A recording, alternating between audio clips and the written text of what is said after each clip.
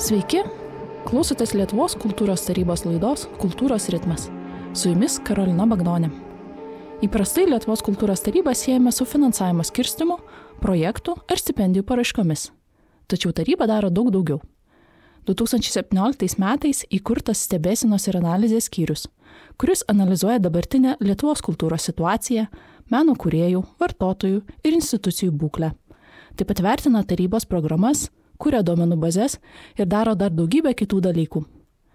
Per 6 metus šis skyrius įgyvendino 39 tyrimus, o kiek analizių padarė, nežinau, ar patys suskaičiuotų. Visgi kultūros bendruomenė Lietuvos kultūros tarybos analitikų darbą ne visada pastebi arba kartais vertina labai kritiškai. Tad norisi pasikalbėti apie jų tyrimas, apie tyrimų kainas, apie įvairius aspektus, kurie susiję su stebėsena ir analize, kai galvojame apie kultūros sektorių. Ir šį kartą laidoje dalyvauja stebėsenos ir analizės skyriaus vedėja, labai oficialiai pristatysiu, Radvilė Maskuliūnaitė. Labas, Radvilė. Labas. Ir vyresnysis analitikas Martynas Tininis. Labas, Martynai. Sveika. Tai pradėkime nuo pat pradžių. 22 metais, tai pernai, stebėsenos ir analizės skyrius įgyvendino 7 tyrimus, parengė, publikavo, su jais visi gali susipažinti kultūrostyrimai.lt, o bendra tyrimo apimtis, kad siekia apie 1000 puslapių ir įgyvendino 34 analizės. Tai papasakokit, ką veikia Lietuvos kultūros tarybos analitikai. Tai gal aš galiu pradėti, ar ne? Na, pagal pavadinimą stebėsenos ir analizės skyrius, tai stebime ir analizuojame, bet iš tikrųjų, jeigu taip rimčiau pasižiūrėjus, aš bent jau mūsų veiklą išskiriu tokius 3 laukus, gal sakykime.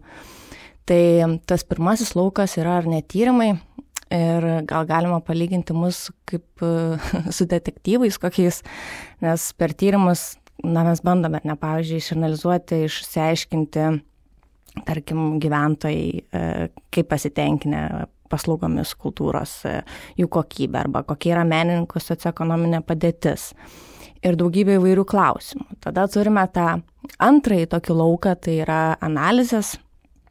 Tai kadangi Lietuvos kultūros taryba jau veikia 10 metų, tai mes čia tokie kaip keliautojų laiku galim būti, analizuojam ar ne, kaip sekasi Lietuvos kultūros tarybai, kaip mūsų finansavimas keičiasi, kaip kažkokiai sričiai, kokios situacijos yra ir panašiai. Ir man atrodo, kad tie tyrimų ir analizių laukai yra labiausiai matomi visai kultūros bendruomeniai. Bet reikia nepamiršti to trečio mano išskiriamo lauko, tai yra, aš jį pavadinčiau tiesiog kiti darbai, po kuriais palenda labai, labai daug. Jie gal yra mažiau matomi, bet be jų taryba tikriausiai nelabai irgi funkcionuotų. Tai čia ir visokie kvotų skaičiavimai ir mūsų duomenų bazių, kaip projektų, stipendijų, ekspertų tvarkymas ir irgi analizavimas. Taip pat dabar stebėsenos ir modeliavimo sistemos kūrimas, kuris irgi labai aktualus. Ministerijai visokių duomenų teikimas. Tai iš tikrųjų visi šitie 3 laukai apima mūsų veiklą ir nei vienas, nei kitas nėra mažiau ar daugiau svarbus. Tai aš taip atvardinčiau.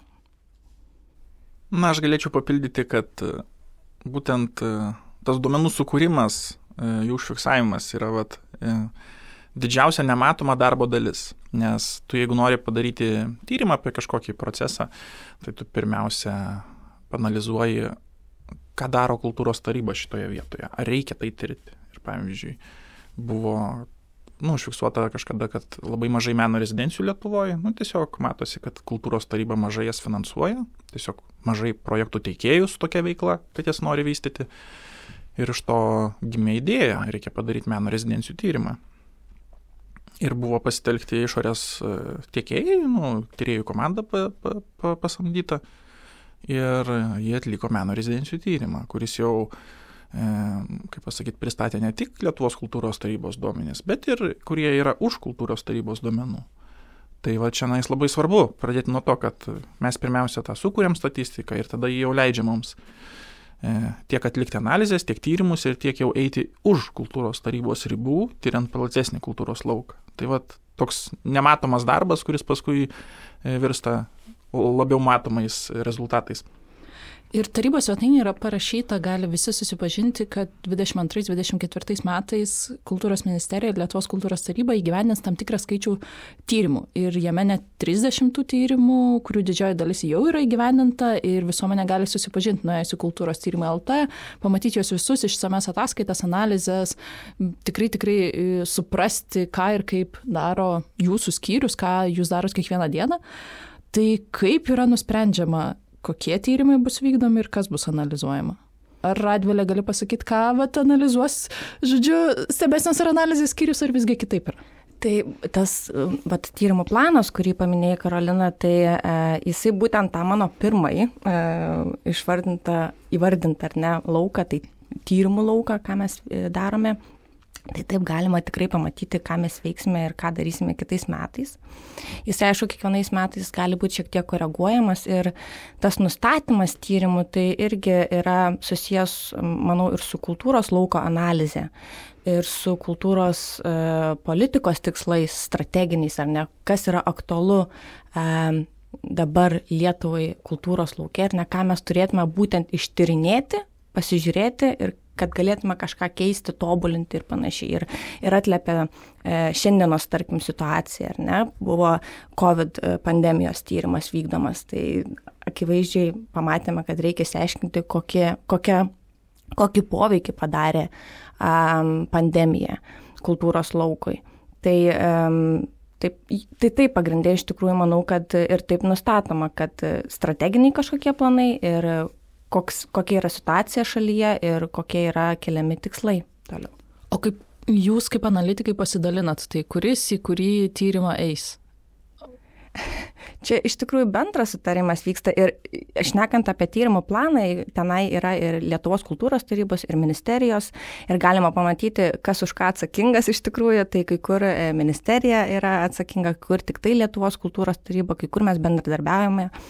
Ir čia reikėtų paminėti, kad į kai kuriuos bendrus tyrimus ministerijos ir Lietuvos kultūros tarybos mes dalyvaujam tiesiog kaip priežiūros darbo grupės nariai ir įsitraukia ne tik stebėsenos ir analizės skyrius, bet ir, pavyzdžiui, mūsų pirmininkė, administracijos direktorė, kultūros ir meno skyriaus vadovė. Tai apjungia iš tikrųjų šitas tyrimų planas ne tik analitikus, bet ir kitus darbuotojus. O pasidalinimas tai tiesiog kartais pavyksta pasidalinti, kuriam tema įdomesnė, kartais tiesiog reikia visų įsitraukimo. Tai čia priklauso. Tuo pačiu yra ir, sakykime, jau sukauptos kompetencijos. Taip. Aš, pavyzdžiui, specializuojuosi tolygios kultūrinės raidos programos analizėse, apie regionus tyrimus atlieku. Tai kaip ir natūralu, kad aš jau tada labiau priskiriamas toms užduotims, analizėms ir tyrimams, kurie tas temas liečia, nes jau tu turi tą savo ekspertiškumo lygį šitoj vietoj ir gali tiesiog jau į naujose tyrimuose jau senas žinias atsinešti ir tiesiog patobulinti. Taip, ir gal dar ką reikėtų pridėti, tai tie tyrimai mūsų didieji ar ne, kurie yra imlus laikui. Pavyzdžiui, gyventojų pasitenkinimo kultūros paslaugomis ar ne, ir prieinamumo tyrimas, mūsų didžiausias, sakykime, dabar tyrimas, tai yra metų laiko beveik tyrimas, arba kiti tokie, kurie ne analizės, ar ne, kurias gali, tarkim, padaryti kai kurias per savaitę, kai kurias per kelias dienas, jeigu labai susispaudi, arba kai kurios ir ilgiau, aišku, užtrunka, bet tyrimai jau tokie mūsų didieji, ar ne, į tą tyrimų planą patenka. Ir juos galima matyti. O tos kitos analizės mūsų atliekamas, tas mano įvardintas antras laukas, kurių būna daug, tikrai daug. 34. 34, manau, šiemet bus daugiau. Bet tai jos tiesiog eina, kaip sakant, kaip čia įsireikšti, metų eigoje, žodžiu. Nėra kažkaip labai suplanuotos, kažkurios galbūt numatomas, kad reikėtų padaryti kažkokią analizę. Bet šiaip tai... O konkretink, pavyzdžiui, apie kokią nors analizę? Vilniaus krašto projektai. Taip, pavyzdžiui, gavome ar ne iš ministerijos prašymą išsiaiškinti, kiek Vilniaus krašte vyksta projektų. Na ir ką? Iš viso kiek projektų vyksta? Taip, ten per kažkurį metų laikotarpį, man atrodo, ar kažkas tokio. Tai ir gauname, nustatytas kažkoks terminas, trumpesnis, ilgesnis, bet ir turime atlikti. O ar mes žinojame prieš savaitę, kad reikės šitą analizę atlikti? Nežinojame. Tai vat, apie tai šnekama, kad tai yra tiesiog labai toksai pastovus ar ne iki galo suplanuotas analizės atlikimas. Pagal poreikį. Pagal poreikį. Tai su kokia analizė dabar dirbi, Martynai? Dabar gal ramesnis laikotarpis iš analizių perspektyvos, kad su analizėm dirbu su tyrimais. Atliekam dizaino sparnų projekto vertinimą, tai aš vienas esu iš tyrėjų. Tai šiuo metu labiau ties tyrimų dirbu, ne analizė. Analizė gali bet kada atkeliauti. Aš galiu dabar atsidaryti elektroninį laišką ir gal man kaip tik bus kažkoks užklausimas dėl kažkokios konkrečios problematikos. Ir tada teks atlikti tą analizę. Ir Martynai, ir pavyzdžiui, ar ne, ten atėjo užklausa, reikėjo pasakyti užsienio organizacijų projektus ir vis tiek jau reikia pateikti duomenis. Tai va tas duomenų pateikimas, kuris irgi vyksta taip šiuo momentu, tarkim. Ir taip, šiuo momentu gal man atrodo su tyrimais labiausiai dirbam, kaip minėjau, gyventojų kultūros tyrimas, mes taip sutrumpintai gyventojų kultūros tyrimų vadinam jį, tuomet ruošiamės jau menininkų socialinės ir ekonominės būklės tyrimui, taip pat dizaino sparnų tyrimas, strateginių programų finansavimo vertinimas, žodžiu, nemažai tyrimų dabar ir artėja finansavimo skirstimai, kur taip pat įsitraukiame, nes skaičiuojame kvotas. Tai vat visais flangais ir žinoma dar vis mano paminėta jau yra stebėsenos ir analizės modeliavimo sistema ir jos kūrimas. Tai kaip sakant. Tai atrodo, kad stebėsenos ir analizės skyrius analizuoja, stebi, vertina ne tik tarybos finansuotus projektus, bet iš esmės ir visą kultūros lauką, ar ne? Aš manau, kad iš tikrųjų čia galima irgi šiek tiek taip išskirti. Analizės mes tikriausiai labiausiai darome Lietuvos kultūros tarybos lauke. Žinoma, mums labai svarbu matyti ir platesnį kultūros lauką ir mes stengiamės, kiek galima kažką įtraukti, pasižiūrėti, kažkokių institucijų duomenis pasimti, bet kartais yra sunkiau pasiimti juos ar ne. Bet tos analizės daugiausiai mūsų finansuojamų programų ar ne stipendininkų lygmenį. Apie tyrimus kalbant, tai čia yra irgi toks dvejopas, yra mūsų programų vertinimas, kuris yra labai aktualus ir galim daryti kažkokius sprendimus ir pokyčius. Ir yra tas plačiųjų tyrimų, kaip gyventojų ar ne kultūros tyrimas, kur, jis jau apima tikrai ne Lietuvos kultūros tarybos finansavimą. Tai taip, sakyčiau, ne vien kultūros tarybos finansavimu mes apsiribojame. Tai pritarčiau. Yra vis tiek, kaip pasakyti, keli lygiai. Pavyzdžiui, gyventojų tyrimas yra visos Lietuvos gyventojų apklausa. Tai nėra tik kultūros taryba. Menininkų būklė, trumpintai vadinama, tai apklausia menininkus.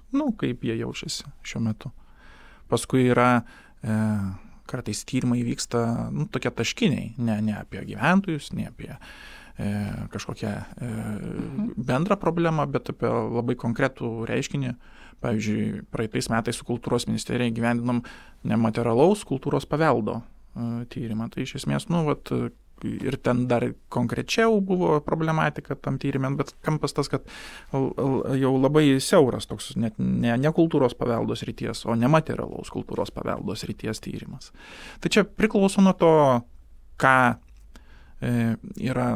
kas yra suplanuota strateginiuose dokumentuose. Tai ten strateginiuose dokumentuose reikia stebėti tam tikrus rodiklius ir būtent šitos apklausos didžiosios jos dirba šitoj vietoj. Tada būna taip, kad reikia kažkokią problematiką ištirti, kuri jau įdomi ar kultūros ministerija, ar kultūros tarybai, tai atitinkamai tyrimas organizuojamas. Ir paskui jau prasideda tos analizės, kurios jau gali būti ir tik tai kultūros tarybos viduje. Kartais būna taip, kad ir tenka kitais tyrimais pasinaudoti, pavyzdžiui, atlieka tenais atlikti kiti tyrimai, kuriuos organizavo kultūros ministerija. Mes nei darbo grupiai nedalyvavom, nei kartu vykdėm tą tyrimą, bet, pavyzdžiui, būna kažkokia užklausa, kur tu pasinaudoji kitų tyrėjų duomenimis, išvadomis ir tiesiog jau savo analizėje jas panaudoji. Tai čia labai priklauso nuo to, kam reikia tos informacijos, koks tikslas jos yra ir panašiai. Tai pakalbėkime apie tą tikslą ir poreikį. Kaip jums atrodo, kaip statistika, duomenys, tyrimai gali pagerinti kultūros sektoriaus veiklą, kažkokią plėtrą ar nustatyti prioritetus? Ar pastebėt, pavyzdžiui, kažkokį konkretų pavyzdį? Aš tai iškart taip gal generalizuotai atsakyčiau, kad ta statistika labai svarbi, kad būtų priimamas politinis sprendimas, ar tai bus ministerijos lygmenį ar aukščiau, ne tuo, kad aš manau, o to, kad aš žinau, kad yra kažkaip užfiksuota būklė arba netgi jos pokytis. Tai dėl to ir yra tie didieji tyrimai, kaip gyventojų vadinamasis tyrimas, menininkų būklės tyrimas, kurie suteikia žinias apie procesą, kurį nelabai žinojai. Tiesiog tu pradedi jį stebėti, nes tada tu nesakai, tu gali sakyti ir tai jau bus šiek tiek demagogija, kad aš manau, jog yra vienaip ir kitaip. Bet duomenys rodo priešingai. Tai ir tie duomenys atlikti vadovaujantis moksliniais standartais, kad būtų patikimos apklausos, kad būtų tinkamai apklausti gyventojai. Tai tada tu jau iš tiesų gali priimti sprendimus žinodamas, o ne manydamas. O čia yra didžiausia pridėtinė vertė, mano akimis, šitų kultūros tyrimų visų. Aš visiškai pritariu, skaitai mintis mano, nes tikriausiai čia tas faktas, kad vadovaujasi faktais, o ne nuomonėmis, ar ne? Ir analitikai tikriausiai visada sakys, kad duomenys yra labai svarbus ir tikrai ir tiems svarbiausiams sprendimams priimti ir mūsų, ar ne, Lietuvos kultūros tarybos kontekste, pavyzdžiui, programų vertinime, jeigu mes neturėtume duomenų, tarkim, ar ne, ataskaitų kažkokių ir panašiai, tai kaip mes vertiname, ar ta programa yra naudinga ar nenaudinga, kaip pasvertume, tai būtų tiesiog mūsų kažkoks pasvarstymas. Gal čia kažką ir gerą atneša, gal ne. O dabar mes galim, tarkim, pateikti tikslius faktus, tokie rezultatai iš tokios ir tokios programos. Daryti sprendimus. Tik aišku, dar vienas aspektas galbūt ir manau ir kultūros lauko tyrimuose tai svarbu ir šiaip gal tyrimuose, kad duomenys yra be galo svarbus, bet visą laiką reikia juos matyti platesnėme kontekste. Nežiūrėti tik tai į aklus skaičiukus, o matyti tą visą vaizdą plačiau. Tai kartais tyrėjai tą pamiršta ir kartais ypač kiekybinių, pavyzdžiui, tyrimų mėgėjai ar ne, kartais užmiršta tą faktą, kad reikia žiūrėti platesnį kontekstą. Tai manau, kad mes bandom to išvengti, tai tikiuosi, kad mums seksis ir toliau tai daryti. Ir kartu mes vis tiek su to duomenų kokybė irgi dirbam. Taip. Aš atsimenu atvejį, kai buvo ataskaito išpildyta, kad renginį aplankė 3 milijonai lankytojų. Čia projekto vykdytojai parašė. Taip. Vadinasi, visa Lietuva jį pamatė. Tada jau domiesi, kaip jūs gavote šitą skaičių. Tai jie jau ten įtraukė viską, ką įmanoma, ir internetinių tinklų peržiūras ir panašiai. Tai vieni žmonės, kurie įvykdė projektą, paskaičiavo, kad buvo maždaug 5000 lankytojų renginį ir įrašė, o kiti rašė 3 milijonus. Tai vadinasi, skirtingų būdų paskaičiuoti skaičiai. Ir jau tu iškart pamatai, kad kažkas čia ne taip su tais skaičiais, pradedi domėtis. Tai taip. Sakykime, čia mūsų ta nematomoji darbo dalis yra, kad jau bent jau tokius kraštinius atvejus, tai jau tu turi pastebėti ir kad jų nenaudoti statistikoje. Nes tikrai kažkokiam mažam projekte 3 milijonų lankytojų, tai jeigu būtų buvęs, tai manau. O gal? Jo. Kaip nacionalinis muziejus per visus metus į vieną projektą pritraukia tiek lankytojų. Absoliučiai. Mažai tikėtina. Bet čia ir yra tas aspektas, kur aš sakau, kad vien skaičių ar nepamatęs tu negali sakyti, jog čia faktas ir viskas, tai parašyta. Antras dalykas yra, kad ir projektų vykdytojams čia yra toks, ar ne, kaip ir prašymas ir jiems svarbu žinoti, kad mums svarbu, jog tie skaičiai būtų tikslos, nes pagal tai mes kartais ar ne vertinam, aišku, ne tik pagal tuos skaičiukus, bet tai vienas iš vertinimo kriterijų ir taip pat mes tuos skaičius teikiam ir ataskaitoms ir ministerijai teikiam, kurie traukia savo veiklos planus, tai iš tikrųjų tie pateikiami duomenys jų mums yra labai aktualūs, reikalingi, bet taip mes turime labai atsargiai kartais įvertinti, ar jie yra iki galo tikslus. Bet mes patys negalim pasakyti, čia tikrai taip negalėjo vykti. Mes turime pasitikėti visgi jais. Tai. Čia visi kultūros sektoriaus dalyviai, ar tai būtų biudžetinės įstaigos, ar nevyriausybinės organizacijos, iš esmės yra bendra misija, mano akimis. Nes nuo tų duomenų kokybės, kokie yra pateikiami, paskui kuriama statistika. Ir jeigu tu jau pereini politinį lygmenį, tai jau tu turi kalbėti su statistika, kad reikia šitą programą sukurti arba tokį tyrimą atlikti, arba šitoje vietoje didinti finansavimą, nes mes matome, kad yra vienaip ar kitaip. O įsivaizduokite, kiekvienas projekto vykdytojas reportintų po 3 milijonus lankytojų. Tai vadinasi, jokios problemos nėra. Visi tikim, kad visi po 3 milijonus pritraukia, vadinasi, lankomumas yra nerealus. Tai gal net galim finansavimą sustabdyti tai sričiai. Tai ir taip viskas gerai einasi. Čia tokia gal ereziška mintis, bet ta prasme, dėl to yra svarbu atlikti tą duomenų kokybę, bet kartu ir patiems kultūros sektoriaus dalyviams suprasti, kad tie jų duomenys vis tiek kiek keliauja į viršų ir yra grindžiami jau finansavimo skirstymo sprendimai. Nes tokiu atveju tu gavai šitą skaičių, tai ką tu padarai, išbrauki ir viskas. Ir renginyje tu nežinai, kiek buvo dalyvių. Ir jis jau nėra tų dalyvių bendruose skaičiuose. Nes tu nepateiksi vietoj 3 milijonų 3 tūkstančių, o gal 300, o gal 3, o gal 33. Nežinai. O gal net iš vis nėra trejato. Gal ir nėra. Taip. Ir kadangi prastas duomuo pateiktas, jo nėra tų lankytojų, vadinasi, toje apskritai mažiau lankytojų, toje savivaldybėje mažiau lankytojų. Ir iš esmės, jeigu daugėja tokių prastų duomenų, tu pradedi atsiras tokioje padėti, kad tu negali spręsti apie tą organizaciją, savivaldybę ar apskritį. Kas ten vyksta, negali žinoti. Bet kita vertus, projektų vykdytojams tikrai tenka nelengva užduotis, kai tenka pildyti ataskaitas ir turi suskaičiuoti ant tos lankytojus, žiūrovus, dalyvius, išsamei aprašyti visas veiklas, pasiektus rezultatus. Nepaprasta. Ir ataskaitos tikrai yra tiek pat sudėtingas atrodytų, kiek ir pateikti pačią paraišką. Nors jūs abu pasakojat, kad be tų ataskaitų atrodo po to sprendimus priimti apie kultūros politiką ir kažką siūlyti keisti Lietuvoje, tarsi būtų neįmanoma.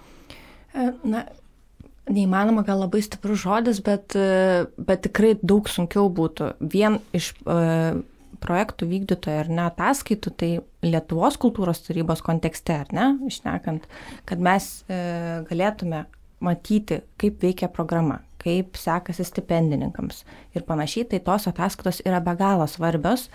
Ir tiek tos kokybinės, aš taip vadinu jas veiklos ar ne ataskaitos, kur yra aprašoma, kas nuveikta ir panašiai, nes, pavyzdžiui, mes galime net pamatyti, kas buvo, ką ruošiasi nuveikti ar ne pagal paraiškoje pateiktą informaciją ir ką, tarkime, jau įvykdė, kokie įvyko pokyčiai, kodėl nepasisekė gal kažko įvykdyti ir panašiai. Ir tada galima daryti tam tikras išvadas, nes neretai ir ataskaitose parašoma, kodėl kažkas nepavyko. Ir tai irgi mums toksai kaip ir signalas, ką mes galėtume keisti ir tobulinti programoje, tarkim. Tie rodikliai, kaip minėjau, tiek ir mums svarbus, nes taip, kaip pamatysim, kiek tų dalyvių, kiek tų lankytojų, kiek edukacijų vykdyta, kiek renginių, kad matytume kažkokį bendrą vaizdą. Ir tiek mes teikiame šią informaciją ministerijai, kuri savo veiklos planą yra įtraukusi šios rodiklius. Ir taip pat, pavyzdžiui, net ir finansinės ataskaitos, kurios yra teikiamos, mums irgi duoda nemažai informacijos, kur yra, kaip paskirsto ar ne Lietuvos kultūros tarybos finansavimą organizacijos. Tai aš suprantu, kad tai yra didelė našta projektų vykdytojams ir mes visą laiką bandome kažkaip svarstyti, galvoti, gal būtų galima kažkokius rodiklius mažinti arba juos išimti. Ir yra tas visą laiką svarstymas, bet mes kaip analitikai iš pradžių visą laiką mąstome geriau mums daugiau duomenų, negu kad viską labai susiaurinti ir tada jau galvoti, gal būtų geriau, kad būtume turėję šitą rodiklį, galėtume kažką pasižiūrėti ir palyginti. Tai aš manau, kad tiek paraiškų informacija, kur yra ta pirminė, tiek ataskaitų informacija mums vertinant pačią Lietuvos kultūros bent jau tarybos veiklą, yra itin svarbi. Dėl tų finansinių ataskaitų kaip tik užsiminiai ir kaip tik neseniai buvo žiniasklaidoje straipsnis apie vieną iš tarybos darytų tyrimų. Ir kaip tik buvo kritika, kad visgi finansinėse ataskaitose pateikiama tik tai, ką finansavo taryba, o ne tai, pavyzdžiui, kiek iš esmės visas projektas kainavo. Tarkim, bet koks projektas, kuriame yra daug daugiau sudedamųjų dalių, negu kad iš tarybos buvo prašyta pinigų ir vėliau skirta pinigų. Tai visgi, kodėl tie biudžetai yra tokie nepilni ir kaip tik tu minėjai, kad reikėtų papildomų rodiklių, tai čia akivaizdu, kad vieno rodiklio tarsi trūksta ar netrūksta. Nežinau, čia jums klausimas. Ir kitas klausimas yra, tai kodėl visgi analizuojama yra tik tai, ką turit, ar nereikėtų tų ataskaitų, pavyzdžiui, plėsti, kad patektų finansai viso biudžeto, viso projekto biudžeto? Čia geras klausimas. Kaip sakant, tikriausiai mes visada būtume iš daugiau informacijos ir taip mes dabar finansinės ataskaitas galime matyti tik iš Lietuvos kultūros tarybos finansavimo, bet tada jau reikia mums tokį platesnį klausimą savo užduoti, ar mes turime apkrauti projektų vykdytojus ir jiems nurodyti privalomai mums teikti savo visą biudžetą, ar ne? Nes tai gali būti ir iš kitų valstybės, tarkim, lėšų ateinantis kažkokia projekto dalis iš jų pačių, ar ne, privataus savo biudžeto. Bet čia yra diskusinis klausimas. Aš tiesą pasakius net negaliu dabar atsakyti, ar mes turim tokią teisę prašyti viso projekto biudžeto, jeigu tai nėra mūsų skirtas finansavimas. Kad tai kažkiek praplėstų mūsų galimybę pamatyti ar ne pilną bendrą tą vaizdą, taip. Bet nežinau, gal Martynas dar galėtų kažką papildyti. Bet tai ar tu tada matysi bendrą vaizdą, tai įsivaizduok. Projekto. Bet ne, pavyzdžiui, esu projekto vykdytojas, mano projektas yra 150 000 eurų, ne? Kultūros taryba skirs 10 000 eurų, bet turėsiu viską reportinti už 150 000.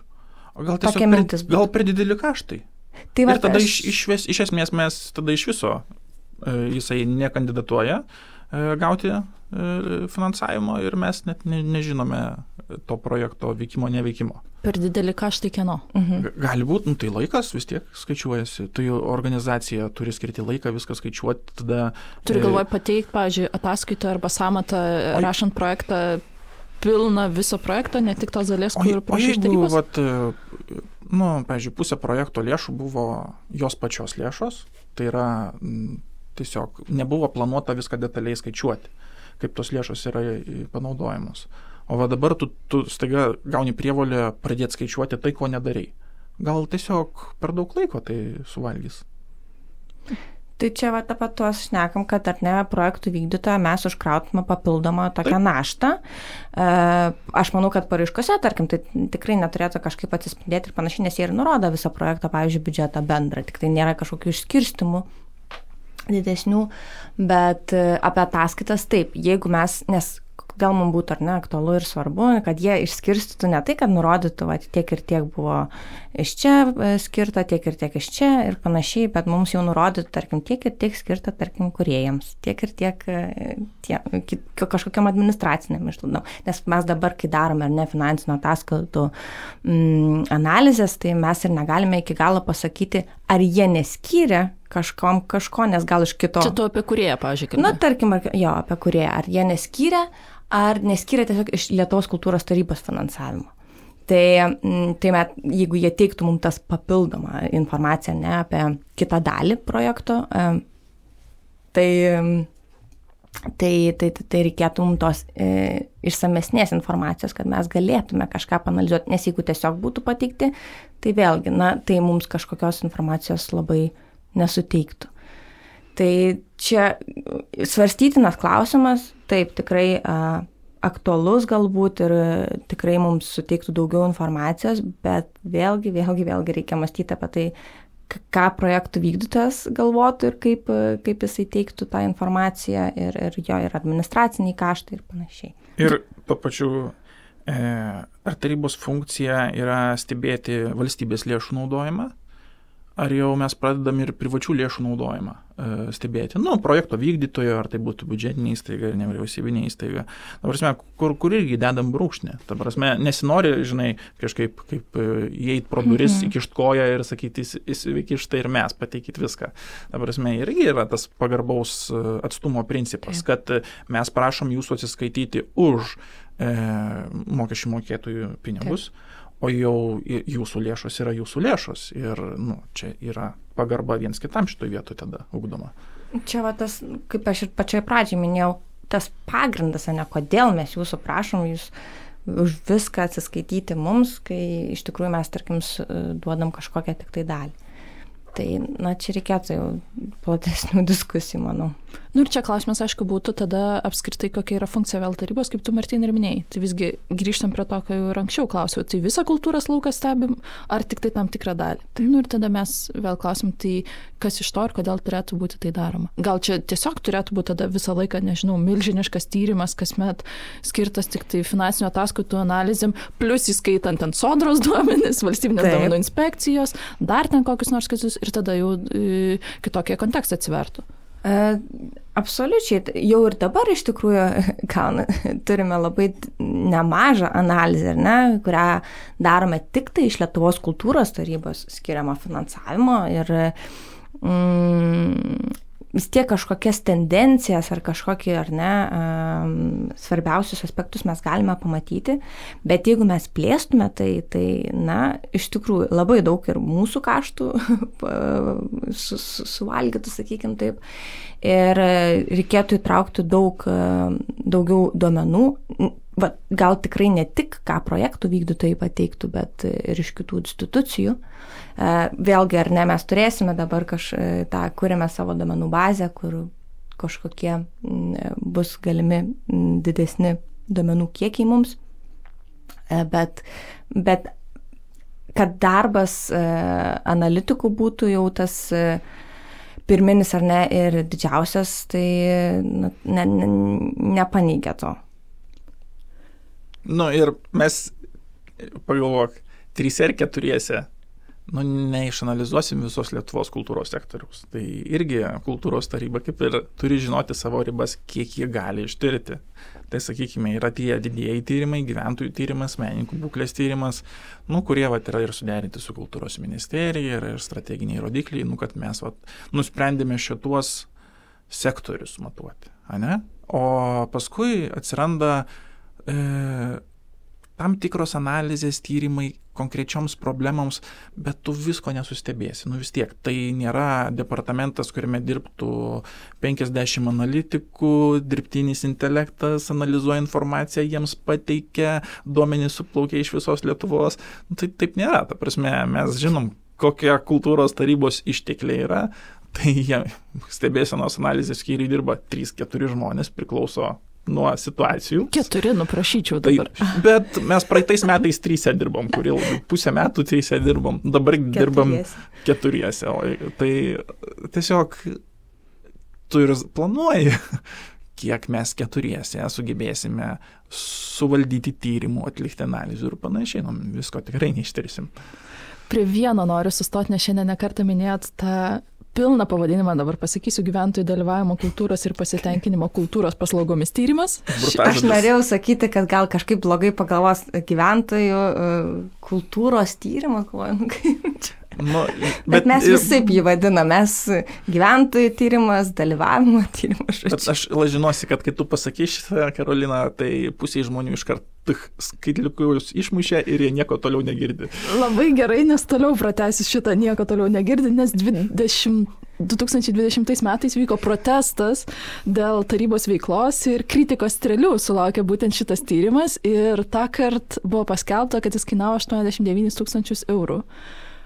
Tai kodėl tyrimai tokie brangus? Ar čia visgi nebrangu?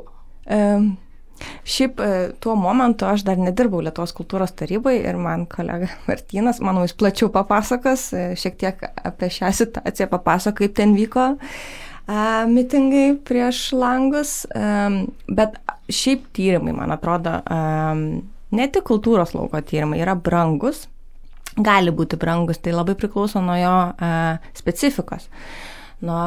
koks yra tikslas to tyrimo. Čia mes šnekam apie Lietuvos gyventojų, ar ne, tyrimą, tai kur vykdoma didžiulė apklausa, tai ir rimtis didžiulė. Tai labai daug kaštų reikalaujantis procesas. Kaštų kuria prasme? Tai vien pamastykime, kad kiek reikia už apklausą sumokėti, arba, pavyzdžiui, kiek turi įsitraukę tyrėjų, kiek ekspertų įsitraukia į šito tyrimo, ar ne, vykdymą, darbo grupė didžiulė yra. Tai ir jisai kokios, iš tikrųjų, galima nueiti pamatyti, kokia yra apimtis šio tyrimo. Tai kokia? 550 puslapių.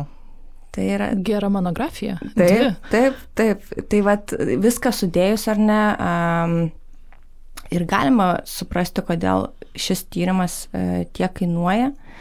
Ir tai yra, man atrodo, jeigu aš nesuklysiu, tikrai tai yra mūsų brangiausias tyrimas, bet jis labai, labai yra vertingas, naudingas, nuo 2014 metų vykdomas. Ir ta pati ministerija daug kur naudoja šį tyrimą, įtraukiant savo planus rodiklius. Tai manau, kad labai daug ką paaiškina. Aš tai sakyčiau, šitas tyrimas yra būtinas. Valstybė stebi kultūros sektoriaus situaciją per šį tyrimą. Jeigu šitą tyrimą sunaikini, vadinasi, mes negalim stebėti įvairių strateginių rodiklių, kuriuos ministerija yra užsitvirtinusi, kad stebės ir pagal tai spręs, kaip vystosi kultūros laukas. Tai vadinasi, jeigu mes šito tyrimo atsisakom, mes turėtumėm galvoti, ar mes tai stebim, ar tai verta stebėti, ar stebim kitaip. O kalbant apie apklaustų skaičių, tai buvo apklausta 1200 žmonių gyvai, 1800 yra internetinė apklausa. Prie tyrimo iš esmės su tyrėjais, mumis, kultūros ministerija, gal 10-15 žmonių dirbo.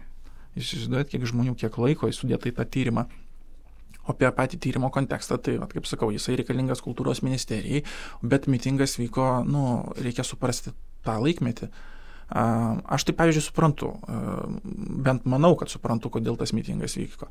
20 metų pavasaris, prasidėjo COVID pandemija. Iš esmės panika yra visam pasaulyje, ką daryti, kaip kas vyks. Kultūros sektorius dėl COVID yra iš esmės vienas labiausiai pažeistų sektorių. Nes kas yra kultūra? Teatras uždarytas. Kinas uždarytas, koncertas uždarytas. Daugybė menininkų negali vykdyti veiklos. Visi turi lysti į internetą, ko niekad nėra prieš tai darę. Vadinasi, pajamų šaltinių nėra, veiklos vykdyti nėra kaip, visi turime lysti į internetą. Tai tuo metu dar tik tai prasideda valstybės parama, paskui atsiranda įvairios stipendijos iš kultūros tarybos. Paprastai būna vienas individualių stipendijų etapas. 300 stipendininkų kažkur gauna finansavimą. 20 metais buvo 5 etapai. Tai žmonių dabar bijau sumeluoti. Virš 1000 gal gavo stipendiją. Dabar jau tikrai bijau sumeluoti. Nemeluok su duomenimu. Jo, žinok, nelabai prisimenu, bet aš atsimenu, kad 10 kartų paraiškų skaičius išauga. Tai vadinasi, 10 kartų išauga, kaip pasakyti, pasiūlymų skaičius ir dauguma jų skaitmeniniai, nuotoliniai ir panašiai. Bet būtent šitoj vietoj, kai yra pandemijos pradžia, yra daugybė nežinomumo, kas bus. Nes kai kuriems tai iš esmės, jeigu gyveni su mažai finansinių išteklių, tai vadinasi, ta prasme, lieka tik tai valstybės socialinis tinklas, parama. Tai yra labai legitimu ir normalu tada protestuoti, kelti klausimus dėl viso šito ir diskutuoti. Bet mano akimis tai yra tas tyrimas buvo iš esmės kaip toks kaip taikinys, kaip labiausiai sumobilizuojantis toks taškas, su kuriuo lengviausia yra statyti argumentą, kad ar mes šiandien teisingai einame. Bet su gyventojų tyrimu, kaip pasakyti, buvo pandemija ir tuo metu reikėjo atkreipti dėmesį į šitą problemą, kad reikia kultūros sektorių atkreipti dėmesį, kad reikia finansavimo kultūros sektoriui, nes jis labiausiai nukentėjęs. Ir mano akimis, būtent tas ir protestas, jis tą ir taip simbolizuoja, kad valstybė atkreipti dėmesį į šį klausimą, kad kultūros sektorius yra itin silpnas šitoj pandemijoje šiuo metu ir reikia atkreipti dėmesį tai. Ir tas gyventojų tyrimas, mano akimis, tiesiog buvo kaip gera priemonė atkreipti dėmesį, kaip būna iškeli vėliavą ir visi ją mato, tai šiuo atveju gyventojų tyrimas tapo tokiu savotišku taikiniu. Šiaip manau kad gyventojų tyrimas, ar ne, jisai ką mums parodo, tai mes matom iš pačių gyventojų pusės jų nuomonę apie kokybę kultūros paslaugų, apie prieinamumą, ar ne, kultūros paslaugų. Tai yra labai, labai svarbu matyti tai iš jų pusės. Jau artėjant link pabaigos, pakalbėkime apie tą tokią dabar visur sklandančią temą apie dirbtinį intelektą ir analitiką. Jūs kaip tik neseniai buvot Tarptautiniam kultūros valdymo ir politikos kongrese Suomijai apie dirbtinio intelekto įtaką, galimybės ir kylančius iššūkius kultūros valdymo ir politikos srityse. Tai ar dirbtinis intelektas pakeis analitikus, o gal jau dabar taiko dirbtinį intelektą savo tyrimuose? Trumpai atsakant, nepakeis. Pozityviai taip, ar ne, mąstant. Aš manau, kad dirbtinis intelektas taps pagalbinis įrankis. Jeigu pasinaudoti to seminaro, tos konferencijos mintimis, tai žinutė buvo tokia: nebijokite, dirbtinis intelektas jūsų nepakeis. Iš esmės, jūs pakeis žmonės, kurie mokės naudotis dirbtiniu intelektu. Tai vadinasi, yra identifikuota, kad mes turime įgyti kompetencijas naudotis dirbtiniu intelektu. Nes jeigu jų neturėsi, būsi mažiau konkurencingas. Tokia yra autorių nuomonė. Bet aš, pavyzdžiui, kaip istorikas galėčiau pasakyti, buvo anksčiau auksakaliai ir jie darydavo žvakides, šaukštus, lėkštes iš sidabro, pavyzdžiui. Ir buvo tikslas sukurti kuo tobulesnę formą. Bet kai atsirado industrinis gamybos būdas, tai presai padaro idealias formas. Ir ką padarė auksakaliai? Specialiai darydavo deformuotas su netobulumais įrankius, lėkštes ir panašiai, kad matytųsi, kad tai yra rankų darbas. Netgi yra serialas Parks and Recreation ir tenais yra Ronas Swansonas, libertaras.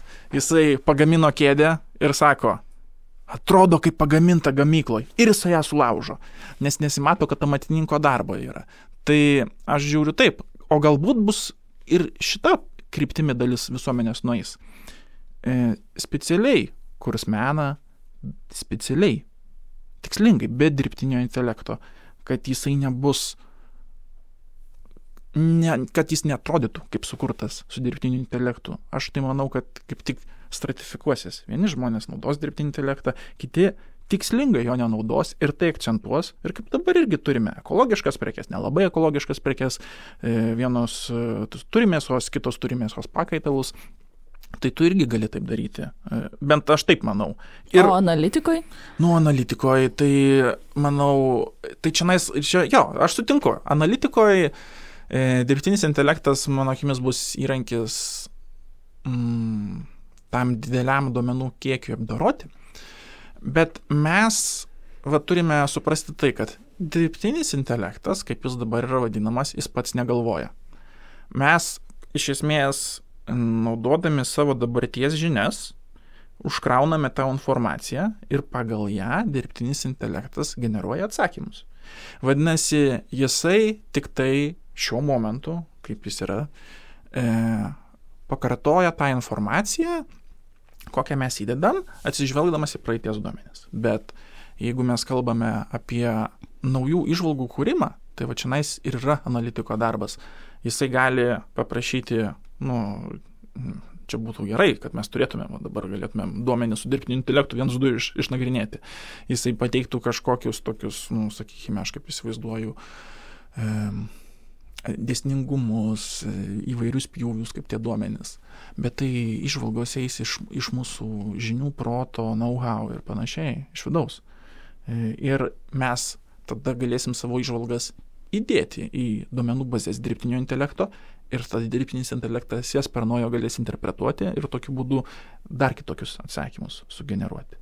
Tai čia yra dabar dirbtinio intelekto tas minusas, kad jis nėra objektyviai vertinantis situaciją, jisai vertina kiekvieną, sakykime, užklausą pagal tai, kokie duomenys yra įkrauti. Ir aš, pavyzdžiui, esu užklausęs įvairių klausimų dirbtinio intelekto šito ChatGPT ir maždaug po 3, 4, 5 užklausų gali išgauti iš jo atsakymą, kad jis iš tiesų nežino, apie ką kalba, nes jisai nežino savo duomenų patikimumo. Jis sako, mano duomenys patikimi. Klausiu jo, kaip tu manai, kodėl tu žinai, kad jie patikimi? Nes tai parašyta, bet kuo remiantis. Ir tada jisai sutrinka, sakykime, ir jis negali pasakyti, kodėl jie patikimi. Ir tada paklausti, tai iš esmės tu nežinai savo duomenų. Iš esmės taip. Tai rodo, kad yra duomenys. Ir nuo to, kokie duomenys yra užkrauti dirbtinį intelektą, nuo to ir priklauso atsakymai. Tai jeigu mes užkrausim kultūros tarybos duomenys, tai bus kultūros tarybos lauko informacija. Jeigu įdėsime dar gyventojų tyrimo duomenys, o jau bus platesnis vaizdas, bet jeigu ištrauksime gyventojų tyrimo, jisai neturės tų duomenų ir negalės pateikti atsakymus tais duomenimis. Tai labai priklauso nuo to, kas valdys ir kokie duomenys bus užkrauti. Jo, ir aš manau, kad dirbtinis intelektas bus ir analitikui bus pagalbinis įrankis visgi, nes ką ir konferencijai minėjo ir šiaip ar ne, kad pagrindas vis dar, kad žmogus turi kritinį mąstymą savo, kurį naudoja ir analizėse ir panašiai. Ir kultūros laukas irgi yra gan jautrus. Ir man patiko vienas pavyzdys, kur minėjo, tarkim, kaip nustatyti, panaudojant dirbtinį intelektą, kas vartotojai labiausiai patinka, tarkim, teatre, kokie spektakliai, koks žanras. Na ir jisai paima tos visus duomenis, kas yra ar ne populiariausia, ir tada pasiūlo, ką reikėtų ar ne kurti, pristatyti teatruose. Bet jis tada pasiūlo tik tuos populiariausius ar ne žanrus, o visas alternatyvos tieka kažkur šone. Tai jeigu žmogus neįjungs savo ar ne mąstymo ir suvokimo, kad o gal reikia kažką dar šalia pasiūlyti kitam lankytojui, kuris žiūrovai ar ne, kuris nepakliūna į daugumą, tai tuomet mes ir neturėsim ir pranyks ir gal tada siaurėsim. Tai analitikui reikia matyti plačiau negu dirbtinis intelektas. Jį galima juo galima naudotis tikrai. Mes dar nelabai gal naudojamės, bet gal reikėtų pradėti, bet tikrai reikia labai labai atsargiai vertinti. Aš labai kritiškas. Kol kas, kiek klausimus susiformulavęs, tai beveik visi atsakymai man nepatiko. Kuria prasme tau nepatiko? Nes jie, mano akimis, yra pakankamai, periboti yra. Ir kadangi jie kliaunasi praeities duomenimis, ir vėlgi tas duomenų patikimumo klausimas yra, tai, kaip sakyt, smagus įrankis pasižaidimui, turbūt smagus įrankis bakalauro darbams rašyti, bet jeigu kalbėti apie sprendimus, tai tik tai, sakykime, kol kas kaip pagalbinė priemonė.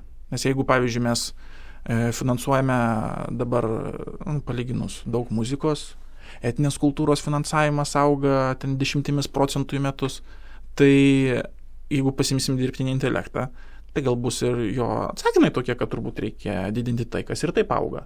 Ir tada klausimas, o kaip yra daryti su tomis sritimis, kurios mažėja? Ar kultūros tarybos, kaip pasakyti, ar kultūros taryba šioje vietoje turėtų imtis iniciatyvos pagyvinti tą sritį, kuri yra visų užmiršta? Ar kaip tik viską paliekam dirbtiniu intelektu ir daugiausiai auginam tas sritis, kurios ir taip auga? Tai čia tokie atviri klausimai ir turbūt kultūros taryba su žmonėmis, su ekspertais, su žmogaus pajautimu, ne duomenimis, o žmogaus pajautimu. Čia geras spektaklis, čia geras performances, o šis muzikos kūrinys buvo nerealus. Ir tu žinai, tu kaip pažymėsi, kitaip, tik per savo asmeninę patirtį tu pajausi tą meną ir per tai gali atrinkti jo šitam menininkui, mes žinom jo kūrybą, mes žinome, koks jisai yra unikalus, ir skiriama turbūt stipendija. Žmogiškasis faktorius. Taip, visiškai. Bet gal dirbtinis intelektas galėtų suskaičiuoti kvotas? Galbūt, nors net kvotos yra tam tikrų niuansų.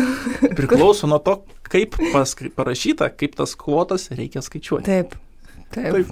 Bet vis tiek, net ir tas pačias kvotas skaičiuojant, yra pasilikta teisę tarybai, atsižvelgiant į įvairias neįprastas aplinkybės, kažkiek jas pakeisti. Tai pavyzdžiui, neįprasta aplinkybė buvo šita pandemija.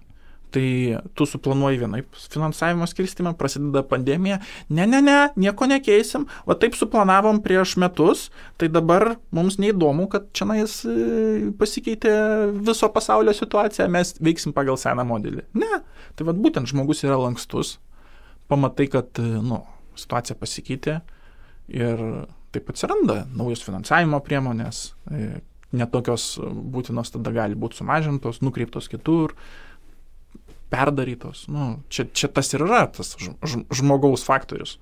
Jo, jeigu tikriausiai būtų tik tai paskaičiavimas kvotas, ten sudėjimas projektų ir viskas, ir paskirstom finansavimą, tai būtų labai paprasta, bet labai daug visokių dedamųjų dar detalių įeina į vidų, kol galiausias tas rezultatas pasiekia mus. Tai. Ir mes taip finansuotumėm, stipendininkus finansuotumėm dėl to, kad jie anksčiau gavo stipendijas, duomenys rodo, kad jie gavo stipendijas, dėl to verta juos finansuoti, ir jeigu ateina naujas stipendininkas, jis negavo anksčiau stipendijos, vadinasi, turbūt nevertas finansuoti, ir dirbtinis intelektas siūlo finansuoti stipendininką, kuris prieš tai gavo stipendiją. Paskutinis klausimas. Tai jūsų mėgstamiausias tyrimas kultūros tarybai, kurį darėt? Regioninė kultūros organizacijų apklausa. Čia yra... man toks didžiausias iššūkis ir tikrai labai įdomus tyrimas, nes jisai ištyrė ir mes padarėm ne tik kultūros tarybos finansavimą, bet ir to finansavimo negavusias įstaigas. Tai platesnis žvilgsnis į tai, kas vyksta regionų kultūros lauke.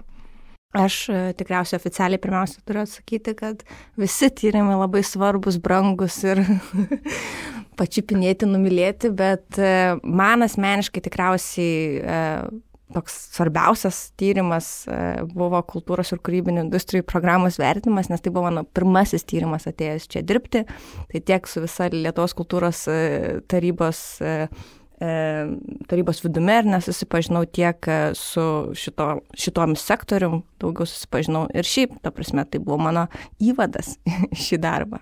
Tai man jisai visą laiką prie širdies liks.